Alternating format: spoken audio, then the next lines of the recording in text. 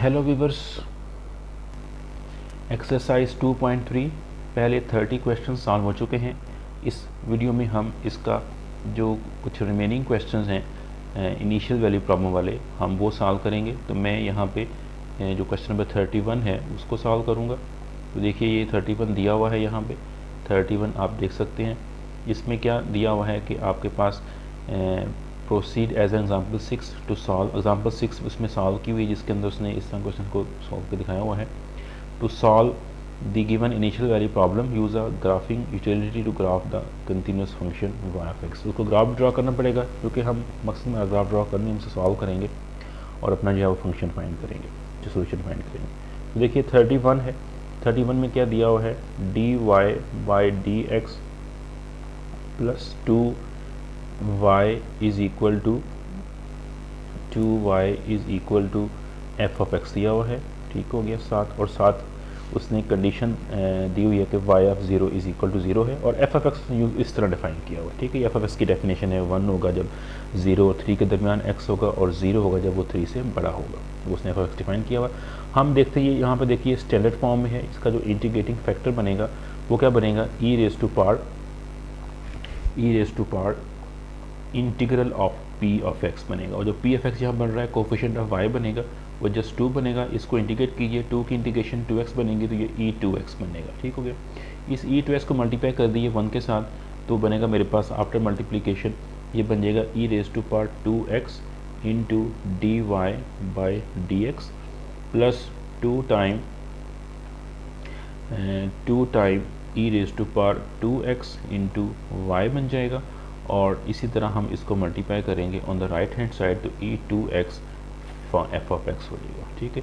Left hand side जो है, जब इसे हम जानते हैं कि अकॉर्डिंग टू आवर प्रोसीजर ये बन जाती है D by D x of, एक इसमें से y आता है जो हमारा डिपेंडेंट वेरिएबल है, और साथ इसके आएगा इंटीग्रेटिंग फैक्टर जो e raise to power 2x के बराबर है। ये मेरे पास इस तरह बन गया इज इक्वल टू।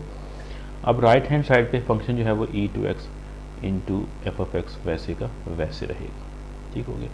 अब इसको इंटीग्रेट कीजिए। अब जब इंटीग्रेट करेंगे यहाँ जस्ट क्या रह जाएगा, y e raise to power 2x रह जाएगा, और राइट हैंड साइड पे इंटीग्रल आ जाएगा e2x into f of x. ठीक हो गया। एफ ऑफ एक्स उसने डिफाइन करके दिया हुआ है। अब हमें उसकी जो डेफिनेशन है एफ ऑफ एक्स की, उसको यूज़ करेंगे, और उस डेफिनेशन के मुताबिक जो है हम इसको इंटीग्रेट करेंगे। तो देखिए यहाँ पे अब हमें फंक्शन की जो है वो डेफिनेशन अप्लाई करनी है। फंक्शन की डेफिनेशन देखिए, उसके 2 आंसर हैं, और दोनों आंसर x के ऊपर डिपेंड कर रहे हैं कि आपने x की रेंज क्या चूज़ कर रहे हैं। तो चलिए यहाँ पे हम x की रेंज चूज़ करते हैं और उस हिसाब से देते हैं। व्हेन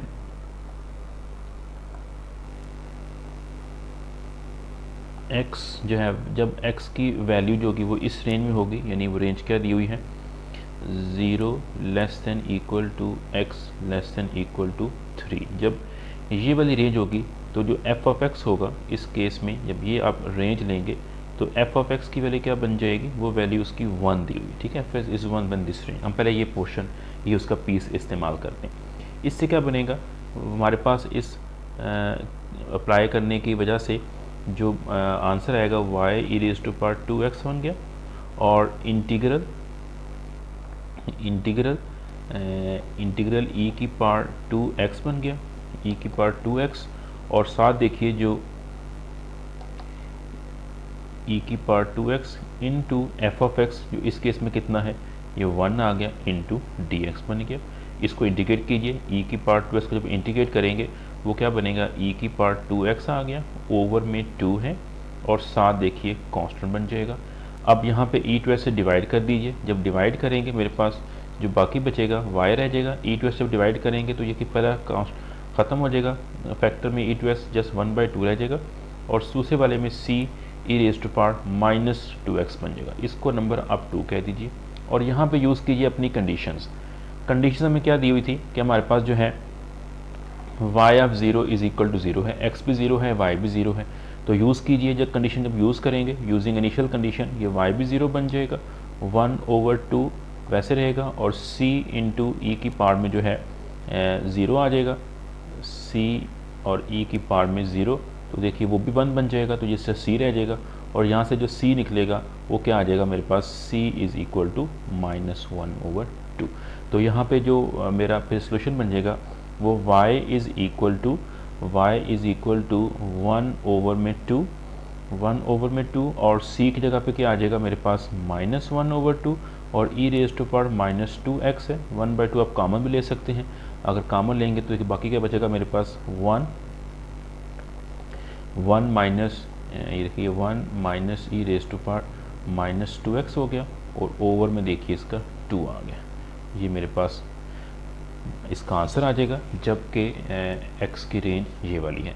अब हम इसी तरह जो दूसरी रेंज है उसको इस्तेमाल करते हैं व्हेन जो x है वो ग्रेटर देन 3 होगा। जब x ग्रेटर देन 3 होगा इस केस में जो f ऑफ x की वैल्यू है वो क्या बन जाएगी, वो 0 दी हुई है। ठीक हो गया f।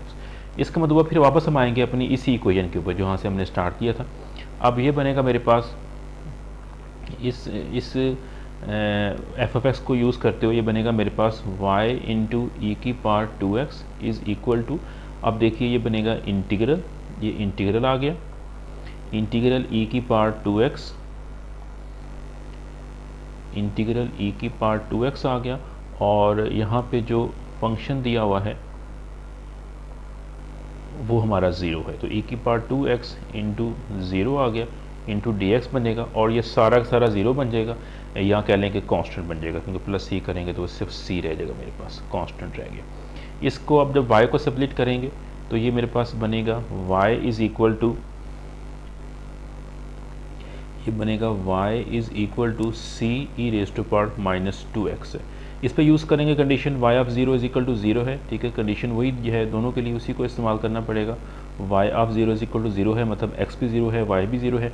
जब आप इसको यूज़ करेंगे देखिए ये y भी 0 बन जाएगा और इससे आप देख सकते हैं कि यहाँ पे जो है वो c इंटू 1 आएगा, जिसका मतलब हुआ कि यहाँ पे जो c है वो 0 आ जाएगा। अगर c 0 आ गया तो जो y है इस केस में पूरा का पूरा 0 बन जाएगा और यहाँ पे थोड़ा सा प्रॉब्लम क्रिएट हो जाएगा। प्रॉब्लम क्या क्रिएट होगा कि जो आपने सोल्यूशन फाइंड किया है ये डिसकंटिन्यूअस हो जाएगा। अब आप दोबारा इस चीज़ को थोड़ा सा देखिए, एग्जांपल 6 में डिस्कस किया हुआ है।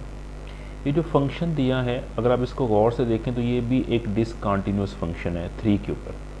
आप देखें जब 3 पे आप आएंगे लेफ्ट हैंड से तो आपका आंसर 1 आएगा, लेकिन जब आप राइट हैंड साइड से अप्रोच करेंगे 3 को तो आपका आंसर 0 आएगा। तो लेफ्ट हैंड लिमिट और राइट हैंड लिमिट 3 के ऊपर जो कि सेम नहीं आ रही तो हमारा जो फंक्शन है, जो गिवन फंक्शन है वो 3 के ऊपर डिसकंटिन्यूअस है। इसी तरह अगर यहाँ पे इसी फॉर्मेट को फॉलो करूँगा तो जिसका आंसर आएगा वो भी डिसकंटिन्यूअस होगा। और लेकिन अगर हमारा जो सोल्यूशन है वो मीनिंगफुल उस वक्त होगा जब वो कंटिन्यूअस होगा, और उसको कंटिन्यूअस बनाने के लिए हम भी यहाँ पे c की वैल्यू 0 नहीं ले सकते, हमें यहाँ पे कोई और वैल्यू चूज़ करनी पड़ेगी। अब वो चूज़ कैसे की जाएगी इसको थोड़ा सा देखें, तो हम ये स्टेप नहीं कर सकते। ठीक हो गया, हमारा जो आंसर आ गया हम ये इनिशियल कंडीशन यहाँ अप्लाई नहीं कर सकते, इसलिए मैं इस इनिशियल कंडीशन को, चूँकि वो 0 दे रही है मुझे, मैं ख़त्म कर देता हूँ। अब मुझे यहाँ पे कोई वैल्यू चूज़ करनी है c के लिए। वो चूज़ क्या करूँगा, मैं अपनी अजम्पशन ये रखूँगा कि मेरा जो फंक्शन है उसको इस पॉइंट पे कंटिन्यूस होना चाहिए जो मैंने सोल्यूशन फाइंड किया है y की वैल्यू, ये जो y मैंने फाइंड किया है, कोई इसका नाम, इसको कोई नंबर दे देते हैं, इसको आप नंबर 3 कह दें। तो हम चाहते हैं कि जो 3 है ये जो है फंक्शन, क्योंकि पहला फंक्शन जो आपका आया हुआ है वो आपका आंसर जो है हम निकाल चुके हैं, वो ये वाला आंसर है, ये कंटिन्यूस फंक्शन है। सॉरी, इसका आंसर ये कंटिन्यूस फंक्शन आया हुआ है और इसको भी कंटिन्यूस होना चाहिए 3 के ऊपर। तो हम ये अजम्पशन लेके चलते हैं कि we need a continuous solution at the point 3 to get a continuous function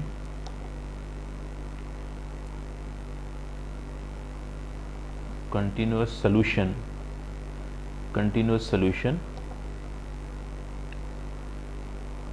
at x is equal to 3 we impose that कि जो उसकी कंडीशन है, अब आप जानते हैं कि कंटिन्यूस फंक्शन की कंडीशन क्या होती है कि उसकी जो लिमिटिंग वैल्यू है वो एक्चुअल वैल्यू के बराबर आ जाए। लिमिटिंग वैल्यू जब x गोज़ टू 3 करे ऑफ द फंक्शन, जो मेरे पास इस वक्त सोल्यूशन है y ऑफ x, ये बराबर आनी चाहिए इसकी एक्चुअल वैल्यू जो कि y ऑफ 3 के बराबर आएगी। इस कंडीशन को हमें यूज़ करना पड़ेगा, तो ये y ऑफ 3 के बराबर आनी चाहिए।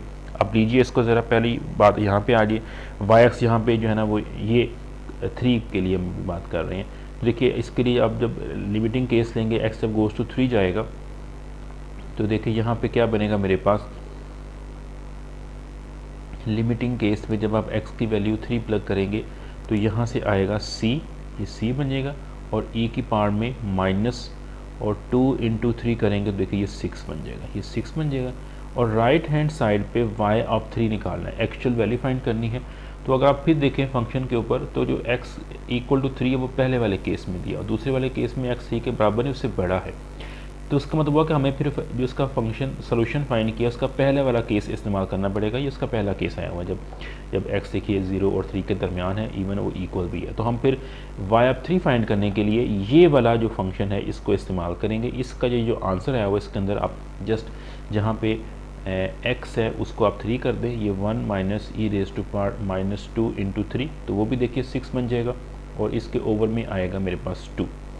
ये अब वैल्यू यूज़ करते हैं और इसमें से c निकाल लेते हैं, इसको डिवाइड कर दीजिए इसके साथ, तो यहाँ से जो c बन जाएगा वो c जो बनेगा जब इसे डिवाइड करेंगे ऊपर क्या बनना है मेरे पास 1 minus e raise to power minus 6 minus sorry यहाँ पे नहीं, ये 6 नहीं ये 2 है, और ओवर में क्या बन जाएगा, ये पूरा डिवाइड करेंगे e की पावर में माइनस 6 और इनटू ये 1 ओवर 2 बन जाएगा। ये मेरे पास देखिए इस c की जो वैल्यू आई है, इस c की वैल्यू को मैं यूज़ करूँगा और उसका जो दूसरा पोर्शन है वो फाइंड आउट कर लूँगा। थोड़ा सा मैं इसको स्पेस बनाता हूँ ताकि मैं इसको कंप्लीट कर सकूँ। अब देखिए इसको आप थोड़ा सिंप्लीफाई भी करना चाहें तो कर सकते हैं। आप इस e की पावर माइनस इसको ऊपर ले जाइए, देखिए ये बनेगा मेरे पास c is equal to e की पावर 6 हो जाएगा जब ये ऊपर शिफ्ट करेंगे ये पे नीचे वाला पोर्शन, और अंदर क्या है 1 minus e raise to power minus 6 है और इंटू 1 ओवर 2 है। अब इसको अंदर मल्टीप्लाई कर दीजिए तो ये बनेगा e की पावर 6 बन जाएगा, माइनस जब इस वजह से मल्टीप्लाई करेंगे इसकी पावर प्लस में इसकी माइनस में पावर है, सब जमा करेंगे वो 0 बन जाएगा, देखिए वो 1 आ जाएगा, तो ओवर में देखिए ये 2 बन जाएगा। जब ये बन गया मेरे पास c, तो जो y ऑफ x था जो मैंने फाइंड किया हुआ है y ऑफ x दूसरे वाले केस में, देखिए वो ये नंबर 3 पे दिया हुआ है c इंटू ई की पावर माइनस 2x, ठीक हो गया। तो c यहाँ पे कितना आ गया, ये c है e की पावर 6 माइनस 1 ओवर में 2 और इनटू ई की पावर माइनस 2x, ये बनता है मेरे पास दूसरा सोल्यूशन इसके लिए जब x ग्रेटर दैन 3 होगा। अब मैंने दो आंसर आ गए तो उसको मैं कंबाइन फॉर्म में लिखता हूँ, कैसे, 10 कंबाइनिंग बोथ फंक्शन, जो y ऑफ x बनेगा, पहले वाला जो आंसर आया हुआ है देखिए ऊपर हमने निकाला हुआ है पहले वाला आंसर, ये मैंने टिक किया हुआ है, ये 1 minus e raised to power minus 2x over 2 है, ये पहले बार आंसर आया हुआ है। इसको मैं पहले लिखता हूँ 1 minus e raised to power minus 2x over में 2, और ये किसके लिए है, जब x जो लाई करता है वो 0 और 3 के दरमियान है। और दूसरे केस में जो आंसर आया है वो ये वाला है e raised to power 6 minus 1 over में 2 into e raised to power minus 2x, ये कब होगा, जब x 3 से ग्रेटर होगा, स्ट्रिक्टली ग्रेटर होगा। दूसरे वाले केस में जो है वो इक्वलिटी इन्वॉल्व नहीं है, ये बनेगा जब x ग्रेटर देन 3 बनेगा। तो ये मेरा जो है वो सोल्यूशन है इस क्वेश्चन के लिए। देखिए पीस वाइज फंक्शन थोड़ा सा ट्रिकी है, आपने उसके हिसाब से इसको जब वो मैनेज करना है। इसका आंसर अब मैच हो चुका हुआ है, इसी तरतीब से आप जिसके रिमेनिंग क्वेश्चन जो पीस वाइज है आप फाइंड आउट कर सकते हैं। Thank you for watching.